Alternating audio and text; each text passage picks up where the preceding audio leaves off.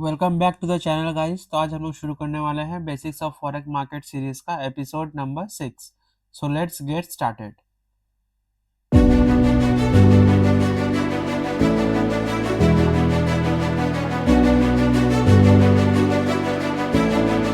तो चलिए शुरू करते हैं। तो आज के वीडियो में हम लोग देखने वाले हैं इंट्रोडक्शन टू कैंडलस्टिक्स। तो बिना किसी देरी के चलिए स्टार्ट करते हैं। सबसे पहला टॉपिक हम लोग का होने वाला है इंट्रोडक्शन। अब देखिए, कैंडलस्टिक्स की दुनिया में आप लोग दो कैंडल्स के बारे में जानेंगे, जो कि है आपका ग्रीन कैंडल और रेड कैंडल। बस यही दो तरह के कैंडल के बारे में आपको जानना है, इसी में सारा चीज है। तो चलिए स्टार्ट करते हैं। एंड हाँ ठीक है। तो देखिए, ये जो कैंडल है, ये यहाँ से लेके यहाँ तक एक कैंडल है। अब इसके अलग अलग बॉडी पार्ट्स होते हैं। जैसे कि हम लोग के बॉडी में कई सारे बॉडी पार्ट्स हैं, उसी तरीके से कैंडल्स के भी अपने अपने बॉडी पार्ट्स हैं, उसके नेम है। ठीक है। तो देखिए, जो सबसे टॉप मोस्ट पार्ट होता है कैंडल का, उसको हम लोग हाई कहते हैं।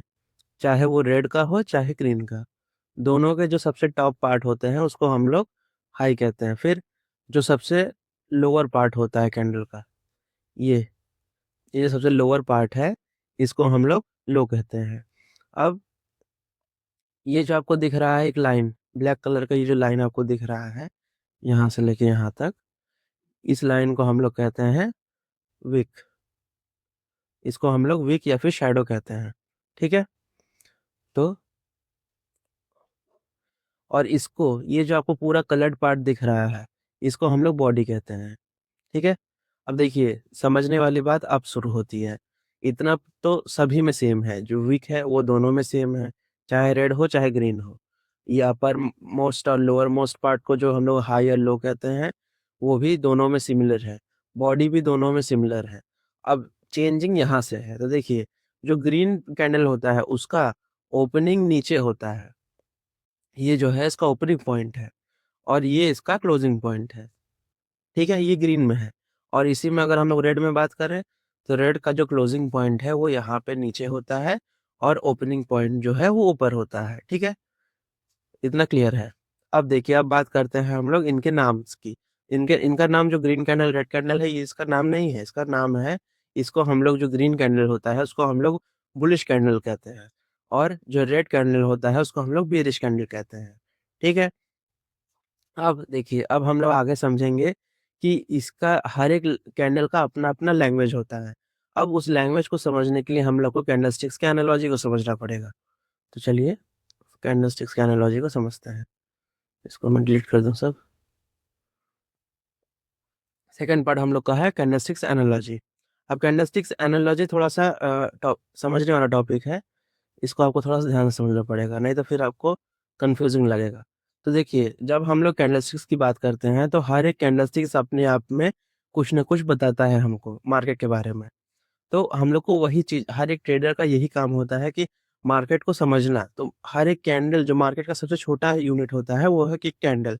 अब कैंडल अपने आप में हर एक को ना कुछ इन्फॉर्मेशन देता है हर एक ट्रेडर को, तो उसी के समझना ट्रेडर का काम होता है। अब देखिए, ये जो है, ये डॉटेड लाइन आपको जो दिख रहा है, ये डॉटेड लाइन जो यहाँ से गया है, इसको हम लोग कहते हैं ओपनिंग पॉइंट। अब चार्ट पे आपको इस तरह से नहीं दिखेगा ओपनिंग पॉइंट और क्लोजिंग पॉइंट। चार्ट में आपको हर एक कैंडल अपना ऊपर या नीचे ओपनिंग पॉइंट रहता है। ये आपको जैसे समझ में आए, इसीलिए मैं आपको बता रहा हूँ। अब देखिए, ये जो ओपनिंग पॉइंट है, इसके ऊपर जितने भी कैंडल्स हैं, सब आपको ग्रीन दिखेंगे, और इसके नीचे भी जितने कैंडल हैं वो आपको रेड दिखेंगे। ठीक है। तो देखिए, हम लोग समझते हैं, यहाँ मार्केट ओपन हुआ। अब देखिए यहाँ पे क्या हुआ, इस कैंडल में बायर्स आए। ठीक है।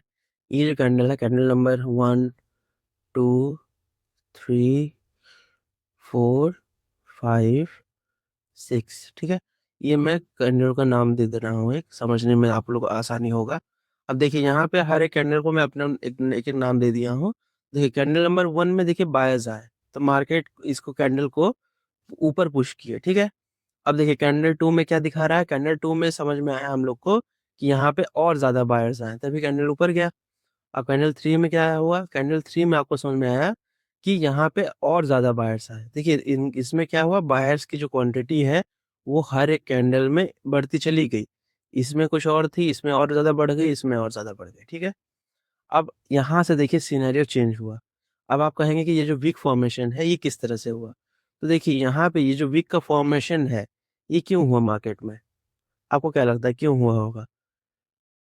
तो देखिए, यहाँ पे वीक का जो फॉर्मेशन है वो इसलिए हुआ क्योंकि मार्केट इस पॉइंट तक गया, अब इस पॉइंट पे आने के बाद मार्केट में सेलर्स की एंट्री हुई, ठीक है? अब सेलर्स आए, तो सेलर्स ने क्या किया मार्केट को थोड़ा-सा पुश किया ऊपर से, तो ये थोड़ा-सा वीक बना, ठीक है? अब यहाँ पे क्या हुआ 5th कैंडल में सेलर्स और ज़्यादा हावी हुए, जिसके वजह से यहाँ पे मार्केट और ज़्यादा पुश किया इस कैंडल को, ठीक है? अब 6th कैंडल में क्या हुआ कि सेलर्स और पुश कर दिए उसको, ठीक है? देखिए पर ये अभी भी ग्रीन है। क्यों ग्रीन है? क्यों? क्योंकि इसमें अभी भी बायर्स हैं। इसमें अभी भी बायर्स की एंट्री है इसीलिए यहाँ पे क्या हुआ कि ये कैंडल आपको ग्रीन दिख रहा है। अब देखिए यहाँ से ये जो 7th कैंडल है, अब 7th कैंडल में देखिए पूरी तरीके से ये जो कैंडल है, ये रेड हो गया। यहाँ पे आपको थोड़ा-सा रेड दिख रहा है ना? अब इसका मतलब क्या हुआ कि ये पूरे यहाँ पे सेलर्स ने मार्केट को नीचे पुश कर दिया, ठीक है? अब यहाँ पे देखिए वही सेम चीज़ कि इस कैंडल में थोड़े से सेलर्स आए, ठीक है? फिर यहाँ पे और ज़्यादा बढ़े और इस तरीके से यहाँ पे हर एक कैंडल में सेलर्स बढ़ते चले गए, इसीलिए कैंडल्स की साइज़ बढ़ती चली गई, ठीक है? अब यहाँ पे देखिए, यहाँ पे क्या हुआ, यहाँ पे फिर इसका रिवर्स हुआ। जैसे यहाँ पे बाय सेलर्स आए तो मार्केट को नीचे पुश करके ले आए। अब यहाँ पे वापस से बायर्स आ गए। देखिए हमेशा मार्केट का एक नियम है कि अगर मार्केट बाय में है तो हमेशा बाय में नहीं रहेगा, मार्केट ऊपर-नीचे होता रहता है। तो इसीलिए अगर ये सेल हुआ है तो ज़रूर इसमें बायर्स आएँगे। तो अब यहाँ से इस पॉइंट से बायर्स आना स्टार्ट हुए। अब देखिए यहाँ तक मार्केट आया सेल में, अब यहाँ आने के बाद मार्केट में बायर्स ने क्या किया कि अब बोल रहे हैं कि अब हम तुमको पुश करेंगे। तो मार्केट ने बायर्स को बुलाया और यहाँ पे बायर्स इसको ऊपर लेके चले गए। अब देखिए वीक का फॉर्मेशन किस लिए हुआ आपको समझ में आया ना कि वीक का जो फॉर्मेशन है वो अपोजिट साइड के पार्टिसिपेंट्स करते हैं। मतलब अगर ये सेलिंग है तो यहाँ पे बायर्स आए तब जाके ये वीक बना। उसी तरीके से यहाँ पे जो बाइंग हुआ था यहाँ पे सेलर्स आए तब ये वीक फॉर्म हुआ। तो अब वीक फॉर्मेशन आपको समझ में थोड़ा बहुत आ गया होगा। तो देखिए इस वीडियो में हम लोग बात की है बस इतना तक ही। आने वाले वीडियोस में हम लोग और भी डिटेल में बताएँगे। इसको हम लोग लाइव चार्ट पे भी देखेंगे किस तरह से मैं यहाँ पे आपको जो भी बताया हूँ, उसको हम लोग लाइव मार्केट में किस तरह से एनालिसिस करेंगे, उसको भी मैं आने वाले वीडियोस में आपको समझा दूँगा। चलिए, इस वीडियो को यहीं पे ख़त्म करते हैं। Thanks for watching guys. अगर ये वीडियो आपको अच्छा लगा हो, तो प्लीज़ इस वीडियो को लाइक, शेयर एंड सब्सक्राइब करिए।